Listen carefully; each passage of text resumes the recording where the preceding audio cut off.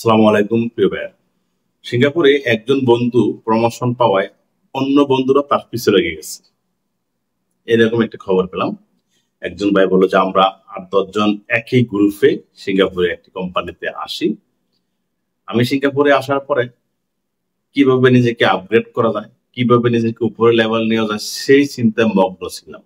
এমনকি আমার সিনিয়র ভাই যারা আছে, সিনিয়র সুপারভাইজার অফিসার যারা আছে, তাদের সাথে আলাপ করতাম যে আপনারা কিভাবে এই পজিশনে আসলেন। তখন তারা বললো যে আমরা কাজ করছি মনোযোগ দিয়ে এবং কিছু কোর্স করছি, একাডেমিক সার্টিফিকেট সংগ্রহ করেছি, সার্টিফিকেট গুলো পাওয়ার পরে আমাদের বস আমাদেরকে প্রমোশন দিয়ে এই পর্যায়ে এনেছে। তখন তাদের কাছ থেকে পরামর্শ নিয়ে আমিও কিছু কোর্স করতে থাকি। কোর্স করতে করতে এক সময় দেখা গেল যে ১ বছরের মাথায় আমার বস আমার ৩-৪টা সার্টিফিকেট দেখে খুব খুশি হলেন এবং তিনি আমাকে দায়িত্ব দিয়ে দিলেন সাইট সুপারভাইজার হিসেবে। কিন্তু সমস্যা হলো যে আমার সাথে যারা গিয়েছিল, আমরা একই রুমে থাকতাম, তারা তো আমাকে সুপারভাইজার হিসেবে মানতে নারাজ। তাদের কথা বলো, তোর সাথে আমরা একসাথে আসছি, তুই সুপারভাইজার হচ্ছে বসকে কে কইরা, বসের তেল মাইরা তোর কথা কেন শুনবো? বস থেকে তেল মাইরা কি শুধু সুপারভাইজার হওয়া সম্ভব? কিছু সাপোর্ট লাগে না, সে সাপোর্ট নিয়েছে।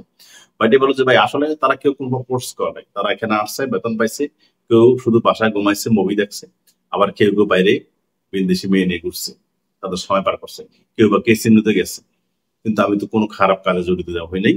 আমি তো প্রত্যেকটা মিনিট প্রত্যেকটা সময় কাজে লাগাইছি। এমনও কাজের সাইডেও বিরতির সময় আমি বই পড়েছি, পড়াশোনার জন্য জ্ঞান অর্জন করার চেষ্টা করেছি।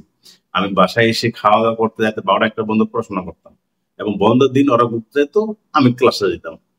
তা আমি একটু শ্রম দিয়েছি, টাকা নষ্ট করেছি, তা আমার এটা মূল্যায়ন হবে না? এই মূল্যায়ন হচ্ছে দেখে তারা মেনে নিতে পারতেছে না, তারা আমার পিছিয়ে লেগে গেছে। এখন কি করতে পারে? তারা বসের কাছে এখন বানায় বানায় আমার নয় বিভিন্ন কথা বলে। বস তো বিদেশি বস, সে তো আমার কথা, আমার সম্বন্ধে নেগেটিভ বারবার শুনতে শুনতে এক সময় সে বিশ্বাস করে ফেলবে। এখন তো বস বিশ্বাস করতেছে না। আমি বললাম যে আপনার দায়িত্ব আপনি পালন করুন, কে কি বলে সেটা কোনো লাভ নাই। আপনার দায়িত্ব আপনি সঠিকভাবে পালন করতে পারেন, তাহলে বস চোখে একদিন একদিন পড়বেই। সে বলছে আমি পারি না, ওরা তো আমার কথা শোনে না, এই জামালায় আছে।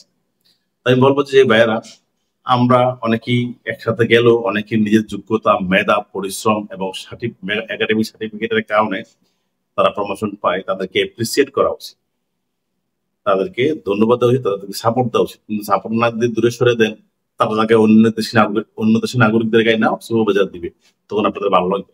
বিদেশি সুবাজার কিন্তু আপনাদেরকে আরো বেশি গালাগালি করবে, আরো বেশি চাপ দিবে, তখন কি করবে?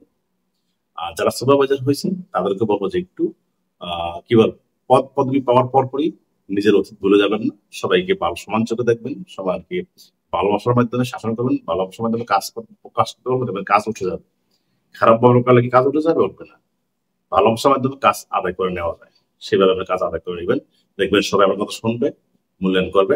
নিজের পজিশন তৈরি করে নিতে হবে। লিডার হতে হলে, নেতা হতে হলে, নেতৃত্ব দিতে হলে সেই গুণাগুণ অর্জন করতে হবে আগে। সেই গুণাগুণ অর্জন করেন, ইনশাআল্লাহ দেখবেন সবাই আপনার কথা শুনবে। সকালে ভালো থাকুন। আসসালামু আলাইকুম।